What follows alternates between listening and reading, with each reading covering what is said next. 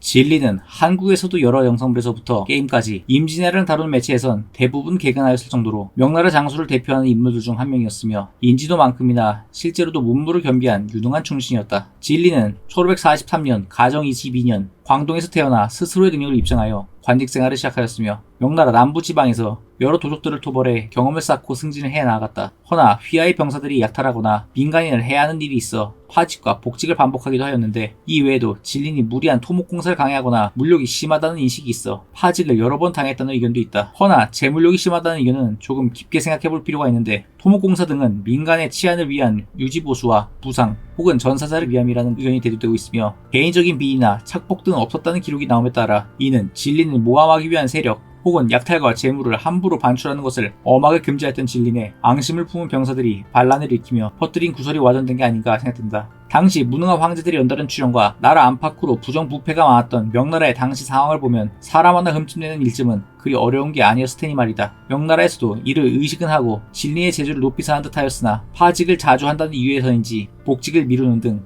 억울한 시기를 보낸 적도 있었다. 1592년 조선에서 임진왜란이 발발하여 지원 요청을 하자 이때 진리는 복직하여 광동에서 병사를 이끌고 조선에 출병했고, 1년이 지나 마기와 유정 등과 조선의 하산도의 수비를 맡기도 하였다. 고구려 시절 자기들한테 개길 땐 그렇게 개빡치게 하다 한낱 섬나라 총구석에서 온 왜군에게 개전 초반 고전을 면치 못한 조선을 보고 환상이 깨진 다른 명나라 장수들 또한 대부분 그리하였듯 진린 또한 조선을 하대하는 듯한 인상을 보이기도 하였는데, 특히나 진리는 자신의 송별회 행사 때 늦게 참석한 조선 하급관리의 목에 줄을 걸려 끌고 다녀 크게 다치겠다는 말이 있을 정도로 오만한 횡포를 부리기도 하였다. 가뜩이나 뇌물이나 편법이 아닌 능력으로 자수성가한 인물이라 이러한 성격이 더욱 강해진 것일지도 모르나, 이러한 성격들은 한 인물을 만나서 바뀌게 되는데, 바로 웬 아군이라기도 민망한 병신새끼가 말아먹은 해전으로 13척으로 10배가 넘는 적을 박살내고 조명연합군을 결성하기 위해 만난 이순신 동제공 되시겠다. 이순신의 칼같은 성격에 분명히 진린과 갈등이 터질 것을 염려한 조정이나 주변 인물들과는 다르게 이순신은 진린의 성격 등을 미리 파악한 후 진린과 측근은 물론 명나라군 병사들한테까지 후하게 환영장치를 베풀고 진린에게 수국까지 선물하여 자신의 공적을 낮추고 진리의 공적을 높여주며 회유책을 쓰는가 하면 명나라 수군의 횡포를 빌미삼아 지휘권을 넘겨받는 등 이순신의 성격에 감명하여 오만한 성격은 점점 더 누그러지고, 자신의 휘하에 있는 부하들이나 동맹인 자신을 더 챙겨주는 이순신을 위해 명나라 본국에 이순신의 공적과 억울한 현 상황을 알리는 등 이순신의 안위를 걱정하기도 하며, 2살 동생이 이순신을 부를 때마다 선생님, 어르신으로 존칭하고 다른 지역으로 이동할 때마다 자신의 가마를 이순신보다 뒤에 배치하기까지 하는 등 진리는 삼국과의 제국의 벽을 허물고 이순신의 든든한 동료이자 백이 되어 친분을 쌓아갔다. 물론 진린뿐 아니라 다른 명나라 장수들도 이순신이 처한 억울한 상황을 다 알고 있었던 데다 특히나 이순신 옆에서 전투에 참여하던 진리는 이러한 실상을 더욱 확실하게 파악한 듯 이순신에 대한 선조의 개차반 같은 대우에 보다 못해 이렇게나 더 열심히 싸운데도 왕이나 일부 대신들로부터 미움받고 목숨도 위협받고 살 바에야 명나라에 가서 더 좋은 대접을 받고 편하게 능력을 펼치며 사시라고 명나라로 귀화 및 이직을 권유하기도 하였다. 진린도 억울하게 파직당하고 복직되기를 반복한 만큼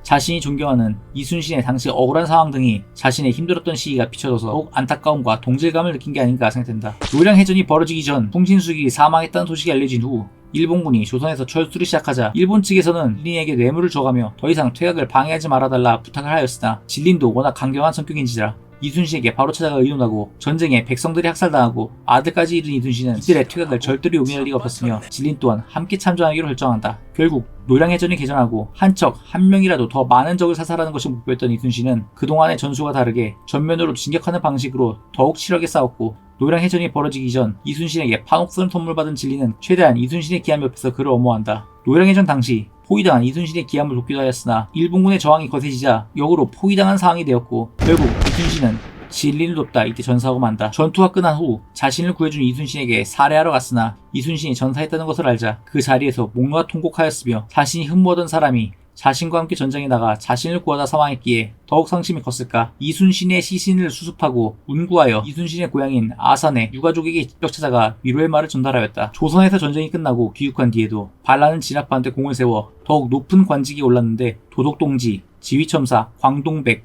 좌도독, 지휘사 등을 역임했다. 1607년 당시 기준으로 천수는 누린 64세의 세상을 뜨고 춘강이라는 시호를 받고 태자소보에 추중되었다. 삼국과 제후국이라는 벽을 넘어 이순신과 두터운 사이로 두 인물 다 파직과 음해 등 여러 굴곡이 있었지만 끝내 숨이 다한 날까지 뛰어난 능력으로 백성과 나라와 주군을 위해 싸웠고 후대의 존경을 받는다는 점에서 두 장수들의 삶은 같았다 볼 수 있다. 한 가지 다르자면 진리는 생전에 높은 관직에 올라 천수를 누리다 눈을 감은 반면 이순신은 불운한 삶을 살다 전사한 후에야 완전한 인정을 받았다는 것이 그 차이라고 할 수 있겠다. 허나 진린의 후손들은 불운한 삶을 살았는데 이때는 명청전쟁이 한창이던 17세기 중반으로 명나라에 더욱 불리하던 시절이었으나 끝까지 나라를 위해 투쟁한 사람들이다. 진린의 아들인 진구경은 아버지를 따라 노량해전에도 참전하다 아버지를 보호하던 중 부상을 입었으며 명나라가 망한 이후에도 청나라군과 싸우다 애산에서 전사하였다. 진구경의 아들이자 진린의 손자인 진영소는 명나라에서 감국 수의사로 근무하던 중 나라가 멸망하고 부친의 전사 소식까지 겹치자 수들을 데리고 조선에 기와 해남에 정착하였는데 이는 바로 광동 진씨의 시초이며 진린의 직계후손인 만큼 진린을 시조로 모시고 있다. 광동 진씨는 옛날 이순신과 진린의 친분과 서로 동고동락했던 일화 등을 전통삼아 이순신의 후손인 덕수이 씨와도 교류하고 있으며 중국에 남은 진린의 후손들과도 제례를 함께 지내기도 한다. 영화 노량에서는 정재영 배우분이 연기하셨으며 꽤나 비중 있는 주연으로 등장할 예정이다. 다른 매체처럼 현대식 중국어가 아닌 명나라 시절 중국어를 재현하여 연기를 했다고 하는데 실제 인물 또한 노량해전에서 큰 비중을 차지한 만큼 이순신과의 초기 갈등, 친분 등을 비롯한 활약 등이 더욱 자세히 구현됐으면 하는 바람이다.